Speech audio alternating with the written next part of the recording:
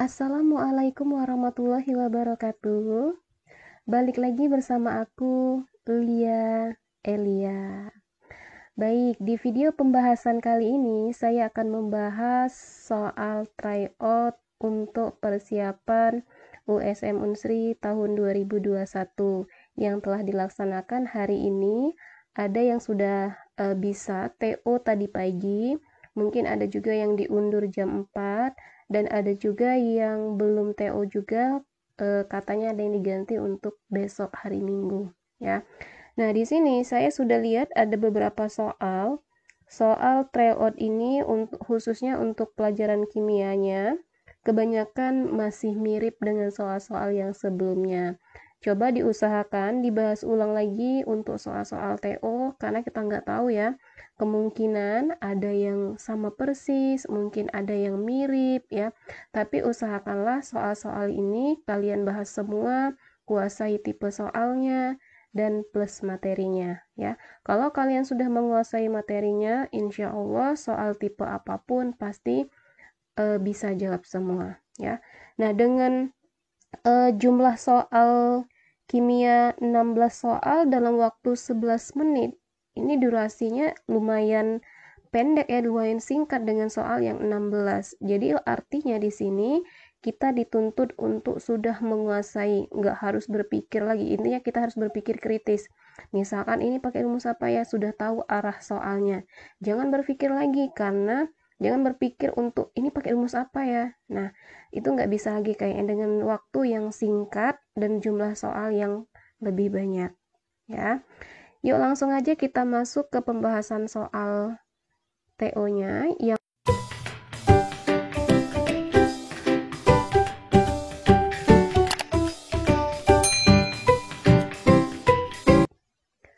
pada reaksi orde 3, jika konsentrasi zat yang terlibat dalam reaksi dinaikkan 2 kali, maka kecepatan akan meningkat sebanyak berapa kali? Oke, di sini kita garis bawahi, dikasih tahu di soal reaksinya orde 3. Dalam reaksi nanti konsentrasinya dinaikkan 2 kali. Oke, kita buat aja permisalan.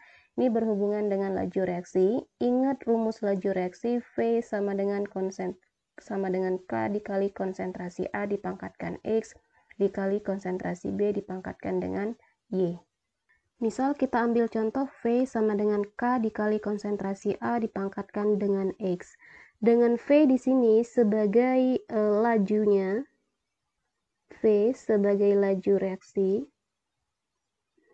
K konstanta laju, konstantanya ya. Kemudian A ini konsentrasinya, konsentrasi A. X orde terhadap A. Orde terhadap A. Nah, sekarang kita lihat soal tadi. Pada reaksi orde 3, berarti X-nya kita ganti dengan 3.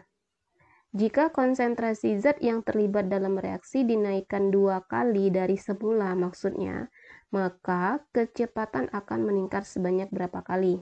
Oke, di sini kita buat aja dulu permisalan laju awalnya. Ini kita anggap ada laju awal. V sama dengan, atau V1 ya, K dikali konsentrasi A. Kalau awal berarti kita anggaplah konsentrasinya 1 aja. 1 dipangkatkan dengan ordenya tadi orde 3 ya, berarti 1 pangkat 3. Oke, jadi laju awalnya sama dengan K. Nah ya, katanya tadi jika konsentrasinya dinaikkan 2 kali ya, maka kecepatannya akan meningkat sebanyak berapa kali. Jadi tinggal kita ganti nih konsentrasinya, kita anggap di sini ada V2-nya. Laju kedua ketika konsentrasinya dinaikkan 2 kali. Tetap rumusnya sama ya. K dikali konsentrasi A-nya tadi dinaikkan 2 kali. 2 kali dari 1 berapa? Ini kan 1 tadi kita buat permisalan aja. 2 kali dari 1 itu adalah 2. Tetap ordenya orde 3. Sama dengan K dikali 2 dipangkatkan 3. 2 kali 2, 4. 4 kali 2, 8. Jadi ini 8K. Jadi kalau ditanya berapa kali, atau boleh nih kita buat di sini 8 kali semula. Ya. Jadi jawabannya adalah E, 8 kali semula. Oke, paham ya? Ini kalau untuk soal USM Unsri ada di tahun 2011. Ini sudah pernah saya bahas juga. Boleh dicek lagi di video yang tahun 2011-nya ya.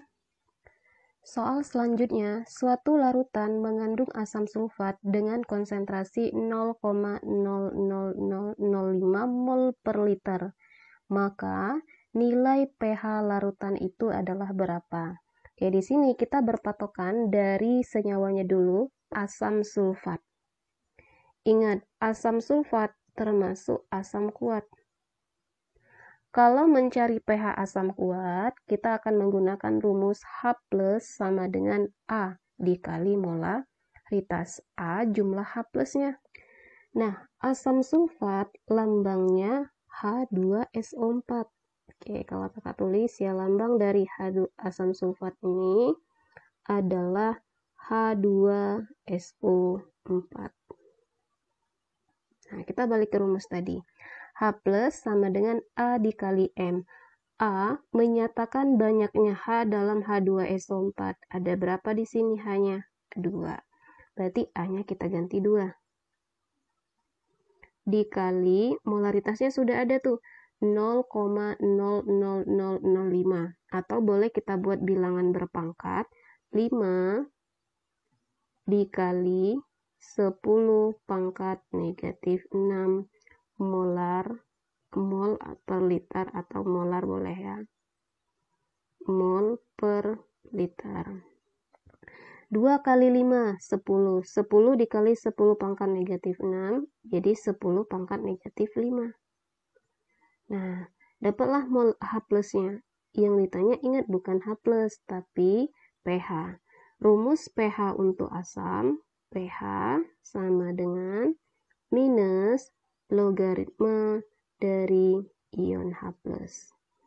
Sama dengan minus logaritma dari 10 pangkat negatif 5. Sama dengan 5. Jadi jawaban yang paling tepat adalah 5 pH-nya ya, E.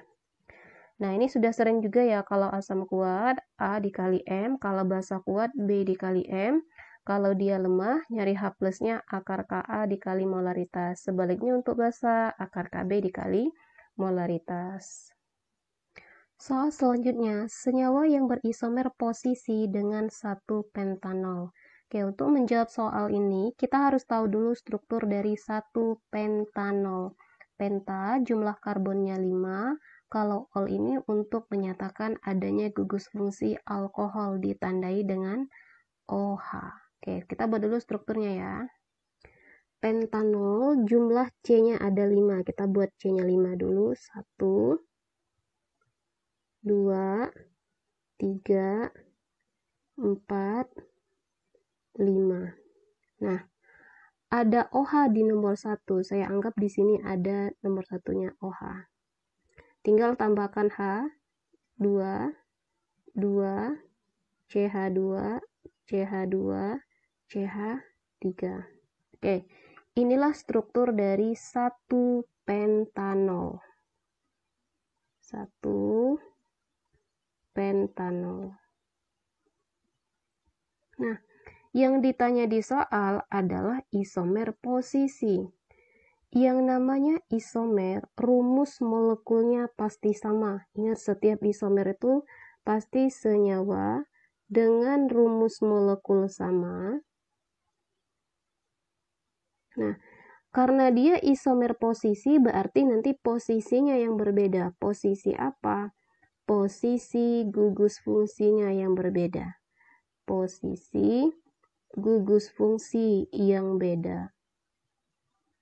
Bukan gugus fungsinya yang berbeda, tapi posisinya saja yang berbeda. Gugus fungsinya tetap sama. Ya. Nah, senyawa kita di sini 1 pentanol. Nah, isomer gugus fungsinya, isomer posisinya, berarti boleh OH ini saya pindah ke nomor 2. Atau OH kita pindah ke nomor 3. Nah, jadi bisa dikatakan yang termasuk isomer posisi dari satu pentanol bisa 2 pentanol, bisa juga ke posisi 3 ya, di sini dia pindah ke posisi 3 OH-nya. Kalau OH ini saya pindah ke posisi 3, namanya jadi 3 pentanol. 3 pentanol. Posisi OH-nya saja yang berpindah kalau dikatakan dengan isomer posisi. Kalau isomer gugus fungsi, harus gugus fungsinya yang berbeda. Yang itu yang ingat kita berpasangan. Alkohol berarti kita pasangannya nanti eter, cari yang eter. Tapi harus sama juga jumlah karbonnya nanti. Ya, kalau aldehid pasangannya keton, asam karboksilat pasangannya ester. Itu kalau ditanya isomer gugus fungsi. Nah, jadi untuk pertanyaan ini jawaban yang paling tepat adalah C2 pentanol. Soal selanjutnya. Jika sebanyak 4 mol asam fosfat mengalami ionisasi, maka akan terbentuk ion atau senyawa yang akan terbentuk. Nah, dari pernyataan A, B, C, D, E ini yang mana yang paling benar? Oke, sekarang kita buat dulu reaksi ionisasi dari asam fosfat. Asam fosfat lambangnya H3PO4. H3PO4 jika diionisasi akan menjadi 3H plus PO4 3-. Nah, ya. Di soal dikasih tahu ada 4 mol asam fosfat. Oke, kita tulis di bawahnya 4 mol. Nah, dari sini kita bisa tahu berapa mol dari H+ dan mol dari PO4 3-. Ingat rumus perbandingan koefisien. Mol sama dengan koefisien yang ditanya per koefisien yang diketahui molnya dikali mol yang diketahui. Oke, ini rumus dasar dari persamaan reaksi kalau kita mencari nilai mol. Nah, di soal sudah diketahui ada mol H3PO4. Jadi, mol H2 perbandingan 3, ini 3 dari sini ya, per 1 dikali 4. Jadi, sama dengan 12 mol. Oke, untuk mol dari PO4 3-, 1 per 1 dikali 4. Jadi sama dengan 4 mol. Nah, jadi pernyataan yang paling tepat untuk soal ini 12 mol ion hidrogen dan 4 mol ion fosfat. Jawabannya E. Pada reaksi kesetimbangan antara gas nitrogen dan gas hidrogen sesuai dengan persamaan reaksi, N2 gas ditambah H2 gas menjadi 2NH3 gas, diketahui delta H-nya minus 92 kJ. Maka kesetimbangan reaksi akan bergeser ke arah produk jika, bergeser ke arah produk berarti akan kita usahakan harus geser ke sebelah kanan. Apa yang harus kita lakukan katanya? Ingat lagi tentang faktor pergeseran kesetimbangan kimia. Nah, inilah faktor-faktor pergeseran kesetimbangan kimia. Pertama, dipengaruhi oleh konsentrasi. Konsentrasi diperbesar, dia akan menjauhi zat yang diperbesar tadi di mana posisinya. Sebaliknya, jika konsentrasi diturunkan, dia akan mendekati siapa yang diturunkan tadi. Yang kedua, suhu. Kalau suhu diperbesar, lari ke arah reaksi yang sifatnya endoterm, delta H positif, dan suhu diturunkan ke eksoterm atau delta H-nya negatif. Yang ketiga, volume dan tekanan. Kalau volume diperbesar, tekanan diturunkan ke koefisien yang besar, begitu juga sebaliknya. Yang keempat ada katalis. Katalis ini hanya mempercepat tercapainya kesetimbangan, tapi tidak menggeser arah kesetimbangan kimianya. Nah, di pertanyaan soal ini, yang ditanya, maka kesetimbangan reaksi akan bergeser ke arah produk jika apa katanya? Berarti kita akan geser ke arah kanan, ya. Coba kita lihat pilihan yang A, suhu diturunkan. Nah, kalau suhu diturunkan tadi akan bergeser ke arah reaksi eksoterm. Eksoterm ini delta H-nya negatif. Nah, reaksi kita dari kiri ke kanan, delta H-nya sudah negatif. Nah, berarti dia akan menuju ke arah reaksi yang sudah eksoterm. Karena ke kanan ini reaksinya eksoterm.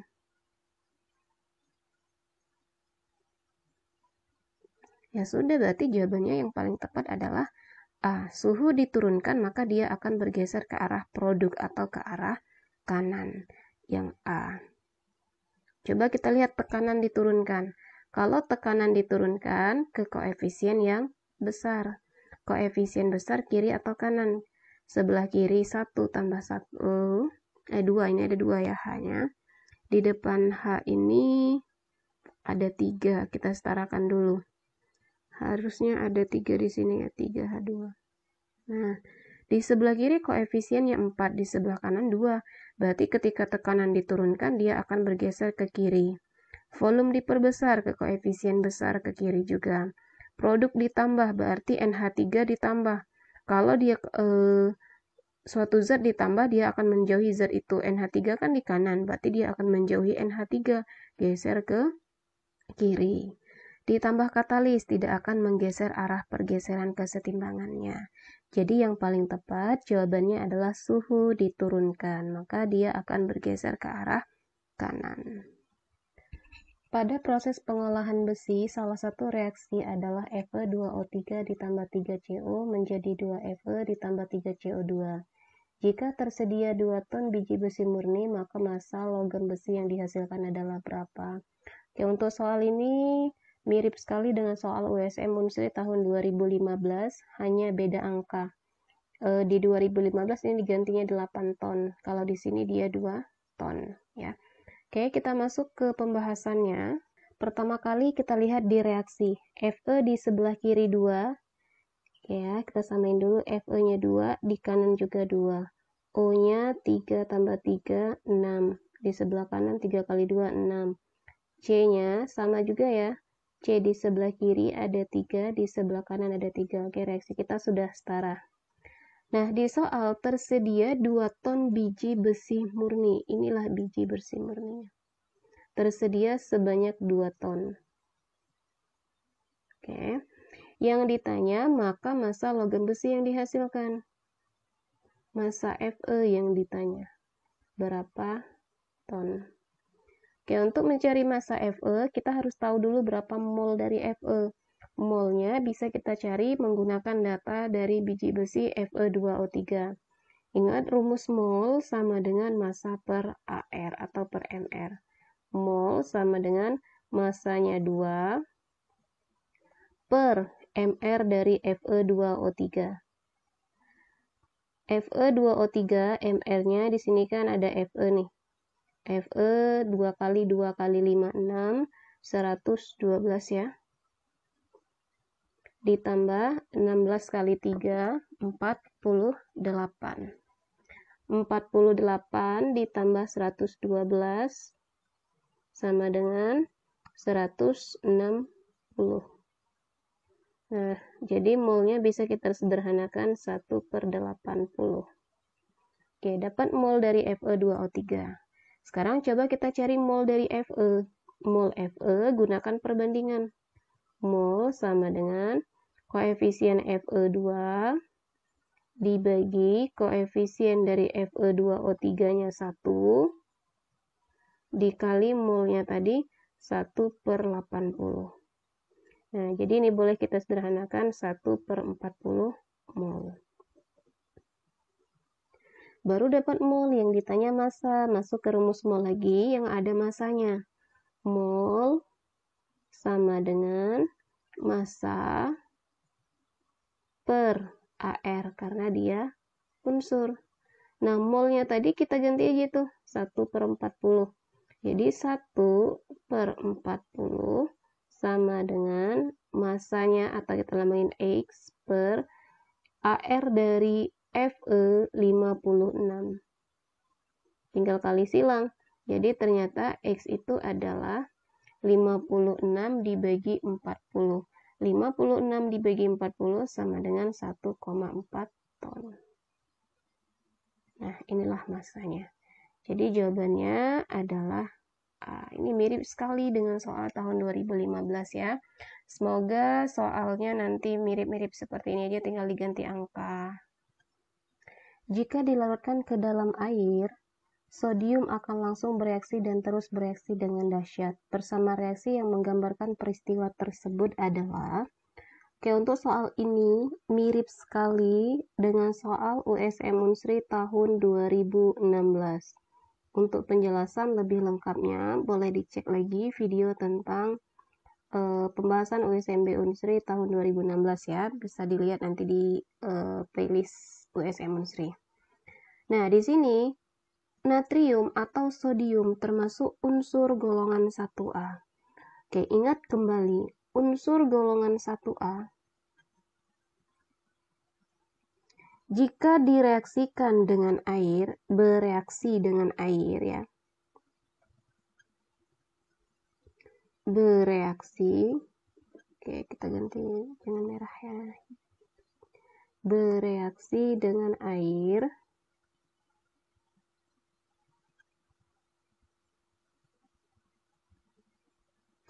menghasilkan gas H2 dan basa. Menghasilkan kelompok senyawa basa plus gas H2. Nah, boleh nih kalau kita buat persamaan umumnya untuk golongan 1A, logamnya kita anggap sebagai L. L ditambah dengan H2O menghasilkan LOH ditambah dengan H2. Nah, atau boleh ini kita samakan koefisiennya. Setarain dulu. Setiap L ini bisa kita ganti dengan logam golongan 1A ya. Nah, logam di sini logam sodium. Sodium lambangnya Na. Jadi bisa kita ganti setiap L-nya dengan Na. 2Na ditambah dengan 2H2O menghasilkan kelompok senyawa 2NaOH basa ya, ditambah gas H2. Nah, mana jawaban yang paling tepat? Jawaban yang paling tepat adalah C. Paham ya? Ini udah bisa dilihat di video-video yang sebelumnya di tahun 2016 ya. Pada reaksi kesetimbangan fasa gas N2 ditambah 3H2 menjadi 2NH3. Maka, bila konsentrasi suatu zat dinyatakan dengan simbol kurung siku, maka konstanta kesetimbangan dapat dinyatakan berupa, ingat, kalau dalam kesetimbangan kimia, yang akan kita bahas biasanya nanti ada dua tetapan kesetimbangan Kp dan Kc. Oke, kita jawab ya. Untuk Kp dan Kc. Dan dalam kesetimbangan kimia, kita perlu memperhatikan fasanya atau wujud zatnya. Kalau Kp tekanan yang hanya diperhatikan wujud gas saja. Kalau Kc yang kita perhatikan gas dan aquos dalam persamaan reaksinya. Gas dan aquos. Aqua biasanya ditulis ya. Nah, kita lihat dalam persamaan reaksi, rumus Kp dan Kc ini sama ya. Kalau Kp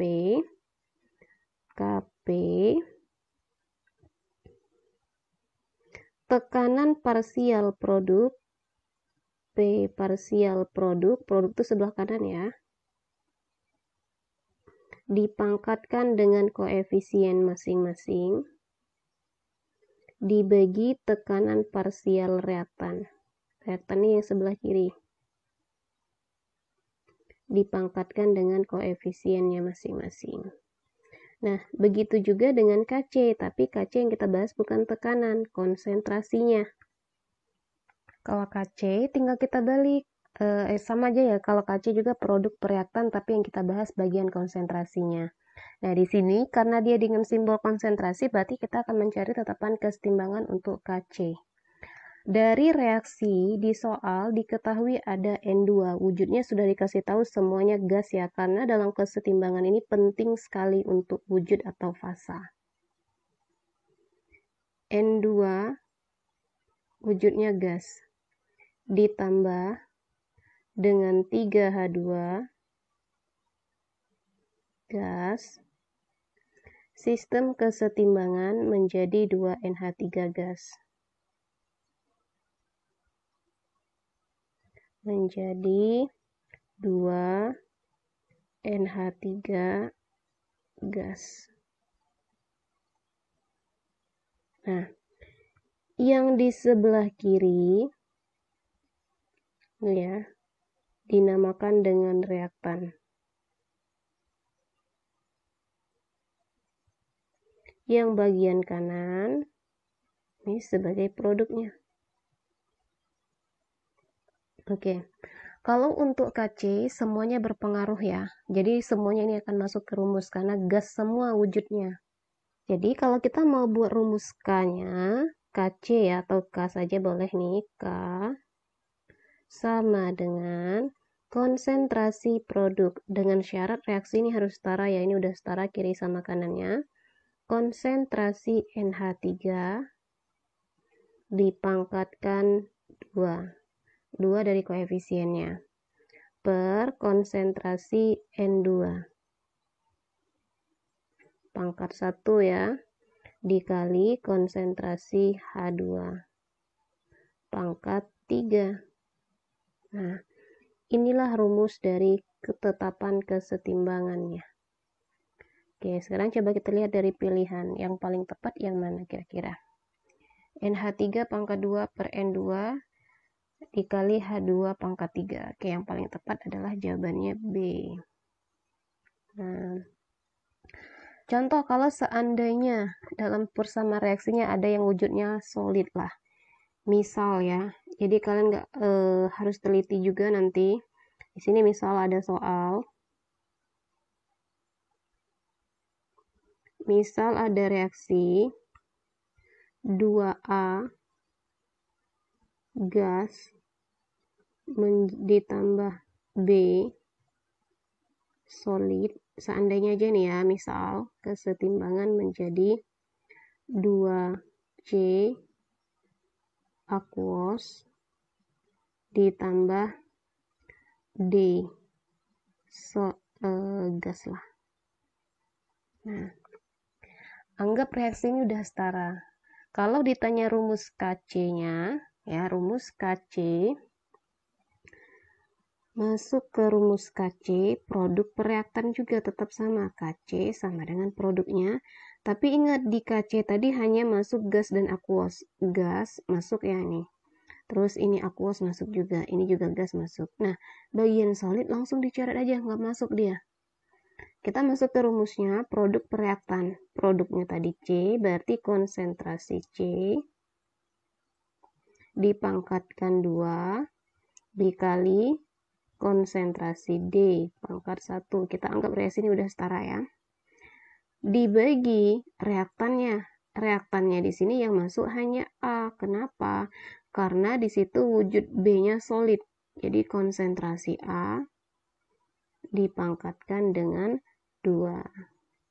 Nah, itu rumus Kc-nya. Kalau ditanya Kp, berarti tekanan parsial yang kita masukkan.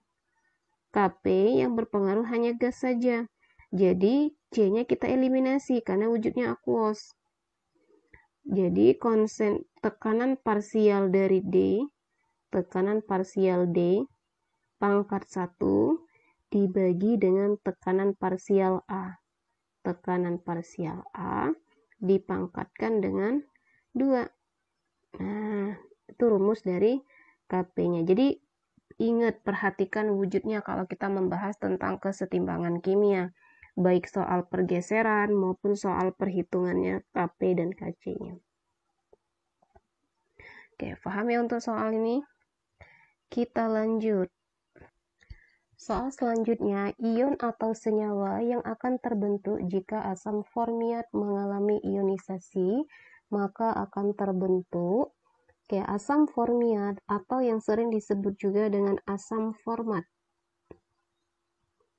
Ada yang masih ingat rumus dari asam formiat atau asam format? HCOOH. Ya, oke, ini rumusnya ada HCOOH. Ini asam format atau asam formiat. Asam formiat.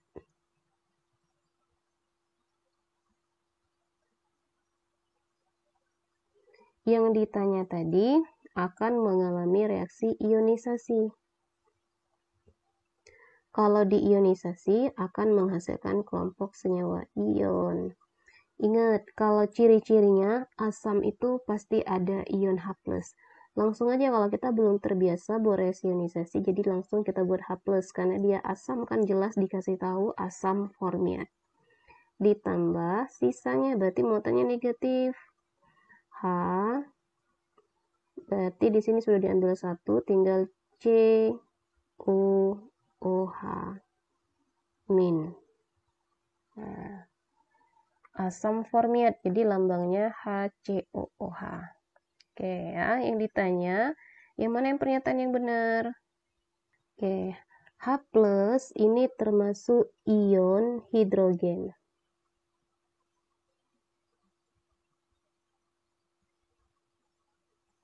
Nah, ion hidrogennya.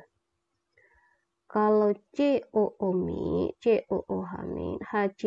boleh nih ya. Ion formiatnya. Ion formiat.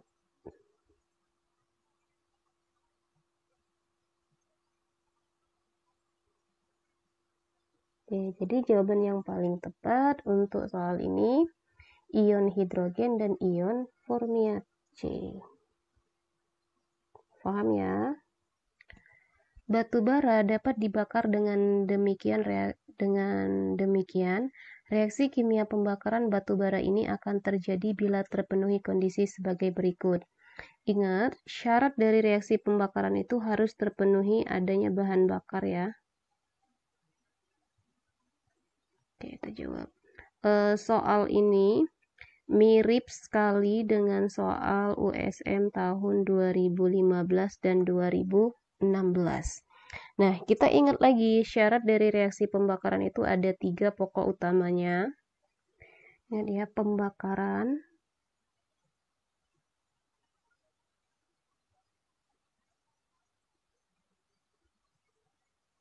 harus ada oksigen, bahan bakar, dan panas. Adanya bahan bakar,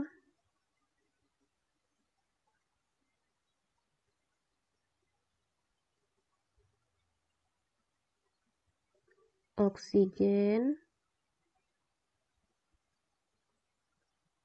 dan panas. Dan tentunya energi aktivasinya itu harus tercapai ya. Yang A pasti salah. Bila ada kontak dengan udara, kalau kontak dengan udara aja nggak cukup ya. Titik nyala tercapai, oke, ini jawabannya. Sudah sering ini kita bahas, bisa dicek di video sebelumnya di tahun 2015 dan 2016. Syarat dari reaksi pembakaran itu titik nyala tercapai dan adanya gas oksigen. Pada reaksi hidrolisis disakarida dengan larutan Fehling menghasilkan 2 jenis monosakarida berupa endapan merah bata. Maka disakarida tersebut adalah, kita ingat lagi ada 3 jenis disakarida. Maltosa, laktosa, dan sukrosa. Nah, ketiga jenis disakarida ini bila dihidrolisis akan menghasilkan 2 jenis monosakarida ya. Yang maltosa kalau dihidrolisis menghasilkan 2 gula glukosa. Glukosa dan glukosa. Oke. Laktosa kalau dihidrolisis menghasilkan glukosa dan galaktosa. Glukosa dan galaktosa. Kemudian satu lagi, sukrosa dihidrolisis jadi glukosa, dipecah ya maksudnya di glukosa, dan fruktosa. Dan fruktosa. Reaksi Fehling akan bereaksi positif dengan gula monosakarida. Monosakarida. Nah, gula monosakarida terdiri dari glukosa, fruktosa, dan galaktosa. Ya, glukosa dan disakarida,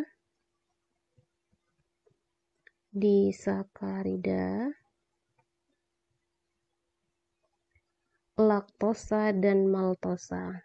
Laktosa dan maltosa. Nah, jadi jawaban untuk soal ini yang paling tepat yang mana?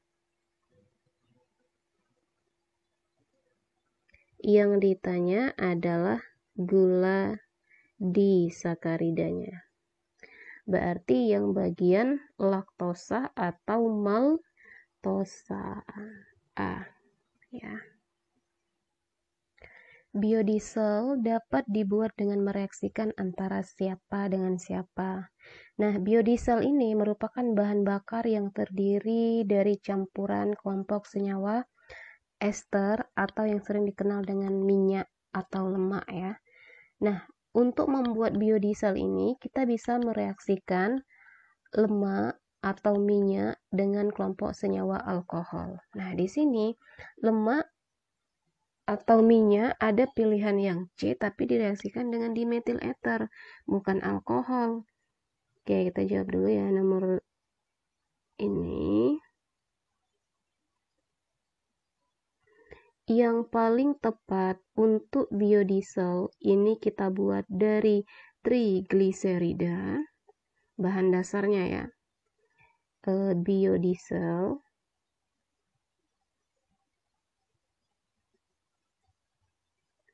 bahan dasarnya bisa kita buat dari trigliserida.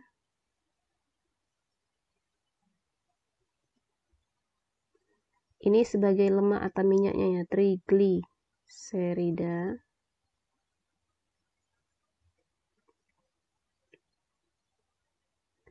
Direaksikan dengan kelompok senyawa alkohol.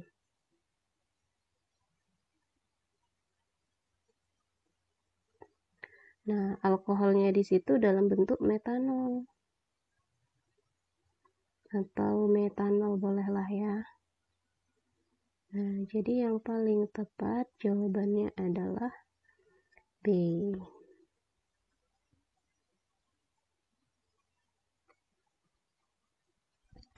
Dari proses gasifikasi biomasa akan menghasilkan gas sintesis yang diharapkan banyak mengandung gas-gas apa?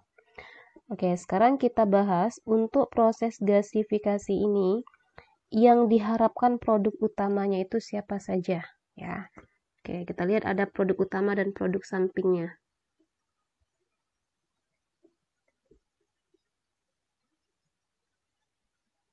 Jawab. Produk utama dari gasifikasi yang diharapkan paling banyak adalah gas CO. Produk utamanya ya. Gas CO, H2, dan gas metana.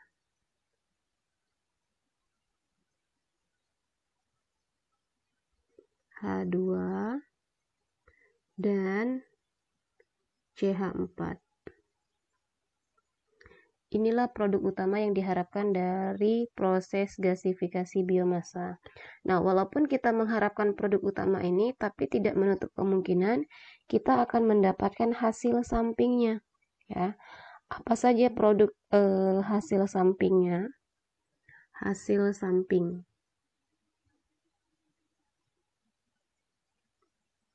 Jadi nanti kita tidak akan menghasilkan 3 gas tersebut, menghasilkan gas yang lain juga. Nah, produk sampingnya ini bisa berupa tar, kemudian uap, mungkin bisa juga pengotor ya, dan lain-lain lah. Nah, di pertanyaan kita tadi yang diharapkan adalah produk utamanya ya. Akan dari proses gasifikasi biomasa akan menghasilkan gas sintesis yang diharapkan banyak mengandung gas apa? Mengandung gas CO, H2 dan gas CH4. CO itu gas karbon monoksida, H2 gas hidrogen, CH4 itu metana. Nah, jadi yang paling tepat jawabannya adalah B, karbon dioksida dan gas hidrogen. Karena CO itu, oke tebak aja ya. CO itu gas karbon dioksida, H2-nya oksigen, CH4 ini metana.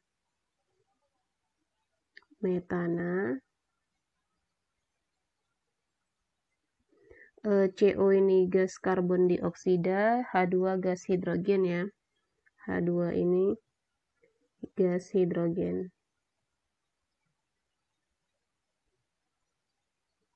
Kemudian CO2 gas karbon monoksida. Oke, paham ya untuk soal ini? Ini soal teori juga, jadi pengetahuan kita harus luas. Soal selanjutnya, bila molekul H2O dipanaskan pada 1 atm dari 70 derajat Celcius menjadi 140 derajat Celcius, maka panas yang diperlukan untuk menaikkan temperatur ini disebut adalah. Oke, untuk menjelaskan tentang istilah panas sensibel dan panas laten, di sini saya gambarkan ada sebuah ibaratnya kita gambarkan dalam ilustrasi garis. Di sini ada sebongkah es dengan suhu 10 derajat Celcius. Ini awalnya di 10 derajat Celcius. Dia membutuhkan panas sensibel untuk menaikkan suhunya menjadi 0 derajat Celcius. Jadi di sini area dari min 10 ke 0 derajat di sini disebut dengan panas sensibel.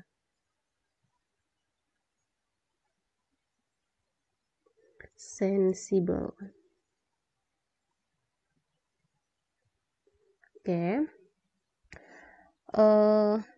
Berarti dia dari padat tadi mulai berubah menjadi cair. Ya.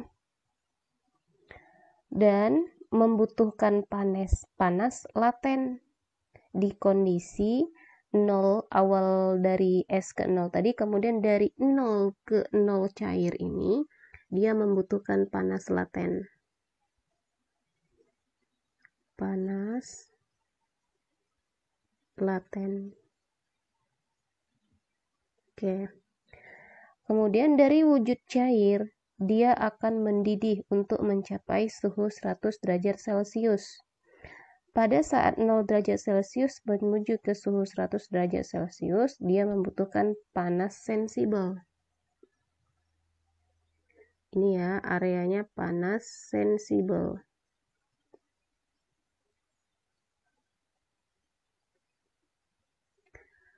Oke.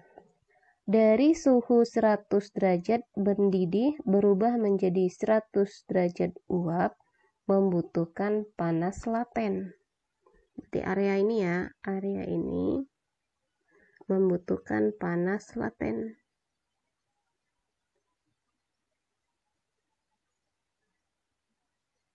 Nah,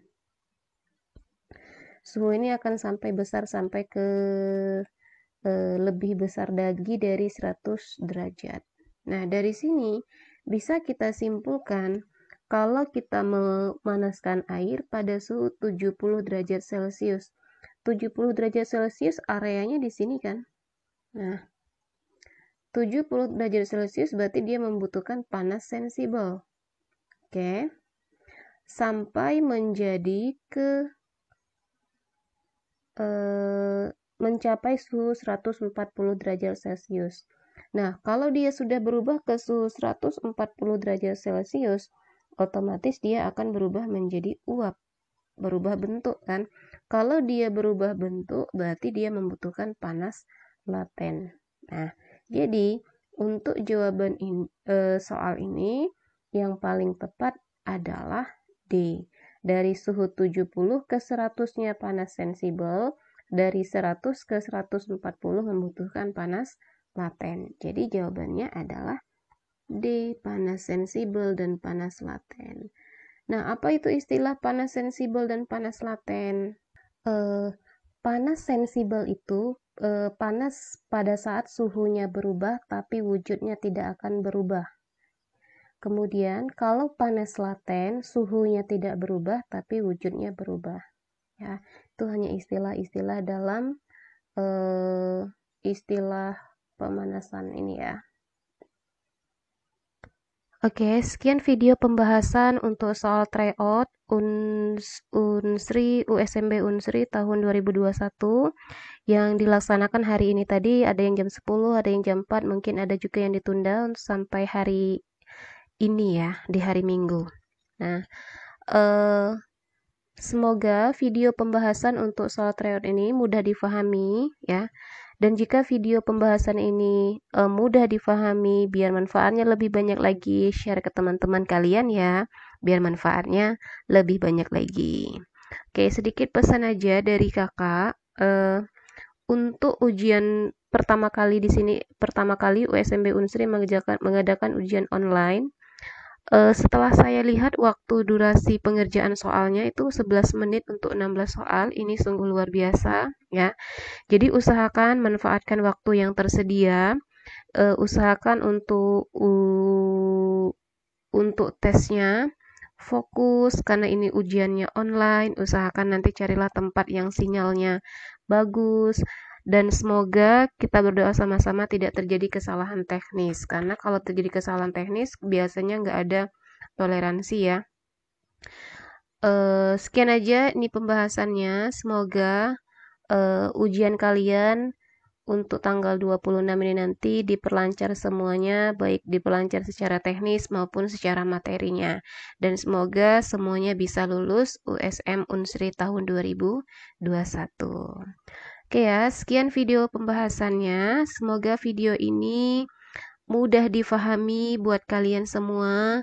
Saya akhiri, wassalamualaikum warahmatullahi wabarakatuh.